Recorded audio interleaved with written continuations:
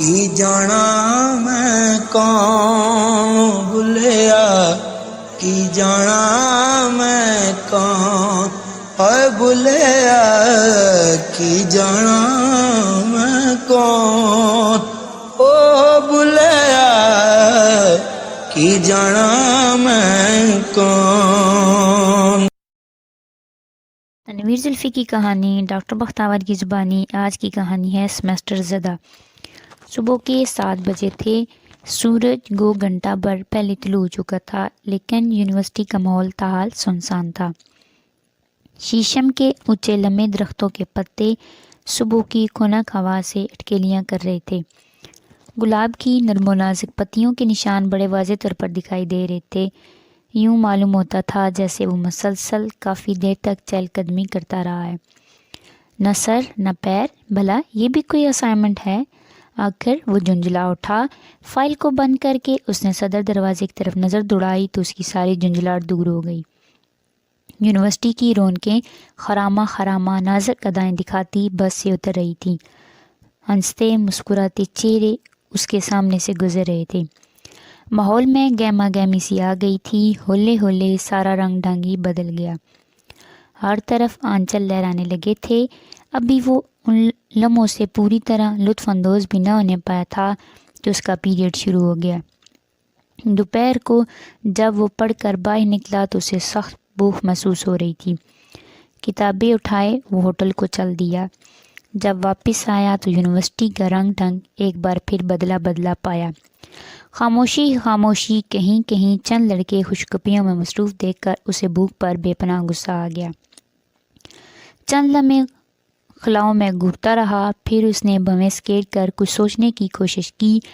اس کی پیشانی کی سلوٹوں نے اس کے خیالات کی ترجمانی کی ناکام سہی کی۔ اداسی کے لمحات دراز ہونے لگے تو اس نے گھر کی راہ لی۔ راہ چلتے چلتے سے خیال آیا کہ یہ پیریڈ تو روزانہ یوں ہی تسلسل سے ہوتے رہیں گے، کیوں نہ ایک دن چھٹی کر لی جائے۔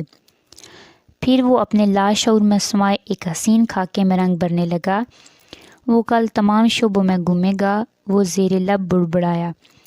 سرسراتے آنچل کھنکتے کہہ کے جھیل ایسی آنکھیں، مشک یاسمین زلف، سیاہ بردو باش صبا، یاقوتی ہونٹ، اس کے ذہن کا کون سا دریچہ نہ کھلا۔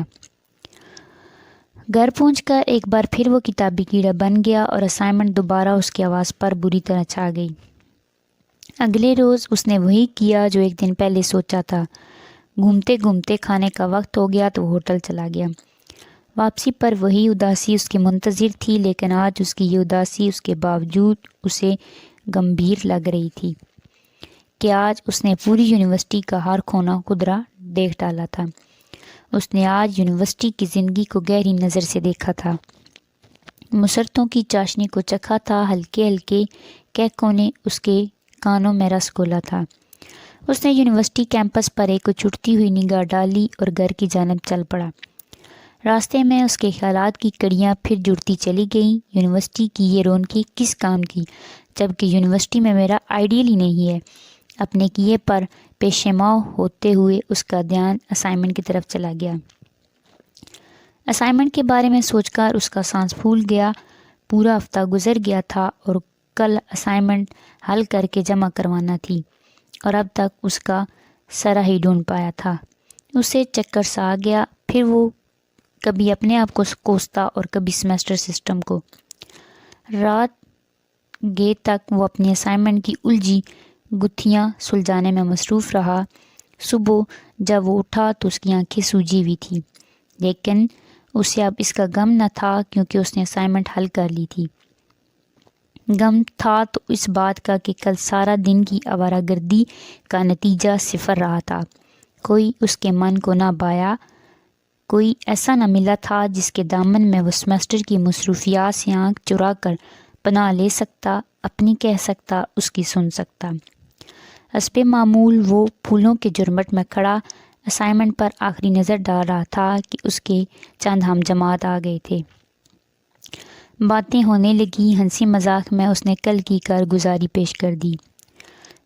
بس پھر کیا تھا، محفل جم گئی اور یہ محفل سخن اس وقت تک برخاست نہ ہوئی جب تک ڈاکٹر صاحب کا بلاوا نہ آ گیا۔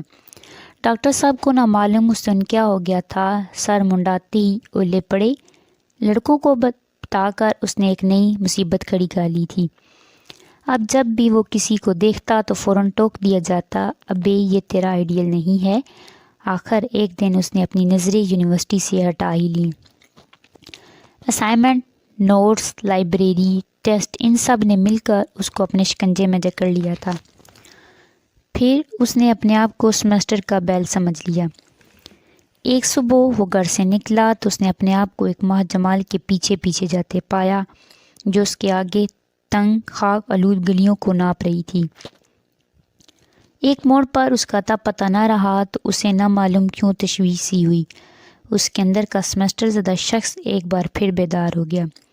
اس کی خواہش ایک بار پھر مچلنے لگی۔ اس کے کچلے جذبات انگڑائیاں لینے لگے۔ اس لالا رخ کے خد و خال تو اسے یاد نہ رہے، البتہ گلی کا وہ موڑ اسے یاد رہ گیا۔ اب اس کی ساری توجہ گلی کے اس موڑ پر مرکوز ہو گئی تھی۔ جب وہ وہاں سے گزرتا تو دو خاموش آنسو بہا کر دل بہلا لیتا۔ آہستہ آہستہ گلی کا وہ موڑ اس کی امنگوں کا مرکز بن گیا۔ کبھی نہ کبھی اس کی آرزوؤں کی تکمیل یہی ہونا تھی۔ صبح و شام گلی کا وہ موڑ مڑتے وہ ذرے ذرے سے اس کا احوال پوچھتا، لیکن اسے کوئی جواب نہ ملتا۔ گندے پانی کی نالی بھی خاموشی سے منہ پھیر لیتی تو وہ مایوس سا ہو کر سر جھکائے آگے بڑھ جاتا۔ پہلے پہلے اس گلی سے گزرتے اس نے کبھی آس پاس توجہ نہ دی تھی، لیکن اب یوں ہی وہ گلی سے شروع ہوتی تو اس پر رومان پرور احساسات و جذبات قبضہ جما لیتے تو مختلف گھروں سے آنے والی فلمی موسیقی کی دل نواز دھنیں اسے اپنی جانب راغب کر لیتی۔ تب ریڈیو پر بجتے ہی یہ گیت اس کے لاشعور میں سمائے مانموہنے تصور کو اور اجاگر کر دیتے۔ گلی کے اس موڑ پر پہنچ کر وہ چونک سا جاتا، اسے گدگدی سے ہونے لگتی۔ اسے یوں محسوس ہوتا جیسے وہ کائنات کی ساری بہاریں اس موڑ پر چھوڑ گیا تھا۔ اب اسے کوئی انہیں لوٹ کر لے گیا ہے، اس تصور سے ہی وہ لرز اٹھتا۔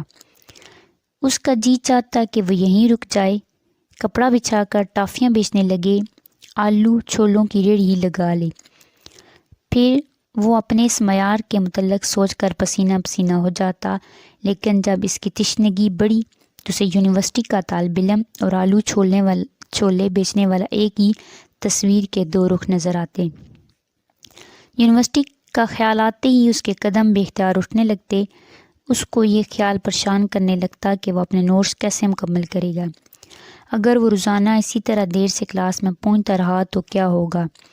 اب تو فائنل ایگزام بھی سر پر تھا، لیکن وہ آئیڈیل کو کبھی دیکھ پاتا تو شاید صورتحال مختلف ہوتی۔ لیکن اب تو ایک طرف سیمسٹر اس کے آواز پر غالب تھا تو دوسری طرف نتیجہ وہی ڈاک کے 3 پات۔ یونیورسٹی کے قریب پہنچ کر وہ فیصلہ کن انداز میں سوچتا کہ کل نہیں گلی کے اسی موڑ پر ضرور خوشیوں اور مسرتوں کے پھول کھلیں گے، جذبات بھرے ارمانوں کا چرچا ہوگا، سسکیوں، آہوں اور دکھوں کی بری طویل رات کی سحر ہوگی، اور نہیں تو گندے پانی کی اس نالی سے ہی میٹھے شفاف پانی کا چشمہ ابل پڑے گا۔ پھر وہ سیمسٹر کی بھول بھلائیوں میں کھو جاتا۔ آج بھی وہ ہولے ہولے قدم اٹھاتا جا رہا تھا۔ آج سے اس کی فائنل ٹرم کا امتحان شروع ہونے والا تھا۔ رات دیر تک وہ پرچے کی تیاری کرتا رہا تھا اور اس نے بہت کچھ اپنے پلے باندھ لیا تھا۔ اس لیے وہ خوش تھا کہ اس کی سیٹی بجانے کا انداز اس کی خوشی کا مظہر تھا۔ ایک جگہ لڑکوں کو گولی پلا کھیلتے دیکھ کر اس کا بے اختیار جی چاہ کہ وہ بھی 2-4 چوٹیں مار لے، لیکن گھڑی کی سوئیاں جلد قدم اٹھانے کی منتظر تھیں۔ پھر نہ اسے جانے کیا سوجی کہ وہ کچھ نوٹس نکال کر پڑھنے لگا۔ شاید اسے توقع تھی کہ یہ سوال امتحان میں ضرور آئے گا۔ لمبی تنگ گلی جس کا آخری موڑ مڑتے ہی اسے تن بدن کی ہوش نہ رہتی تھی شروع ہو چکی تھی۔ موسیقی کی درد انگیز لہریں اس کے کانوں سے ٹکرا رہی تھیں، لیکن آج وہ اس بات سے بے نیاز مسلسل رجسٹر پر نظر جمائے قدم اٹھاتا جا رہا تھا۔ یوں ہی وہ مڑا، وہ چونکا، اسے کسی آنچل کی سرسراہٹ سنائی دی تھی۔ چلتے چلتے اس نے گھوم کے پیچھے دیکھا، اس کا چہرہ سرخ ہو گیا تھا، بھویں تن گئی تھی، برقی روشنی اس کے جسم سے گزرنے لگی تھی، اس کے بال کھڑے ہو گئے تھے۔ اس نے دیکھا کہ وہی ماں جمال اپنی گلابی آنچل لہراتے سامنے والے گھر میں داخل ہونے کے لیے دروازہ کھول رہی تھی۔ اچانک اس کی کتابیں اور رجسٹرڈ ہاتھ سے اچھلے اور ماں جمال کے قدموں میں ادھر ادھر بکھر گئے۔ اس کا گرم جسم گلی کے درمیان واقع گٹر جس کا ڈھکنا نہیں تھا اس سے نکلنے کی ناکام کوشش کر رہا تھا۔ ماں جمال نے چھپاک کی آواز سنی تو گھوم کے دیکھا اور بکھری کتابیں اور گندے پانی سے شرابور لڑکے کو دیکھ کر اس کی ہنسی نکل گئی۔ پھر کچھ سوچ کر اس نے کتابیں سمیٹی اور آگے بڑھ کر اس کی جانب اپنا ہاتھ بڑھا دیا۔ سیمسٹر زدہ شخص کی فائنل ٹرم شروع ہو گئی تھی۔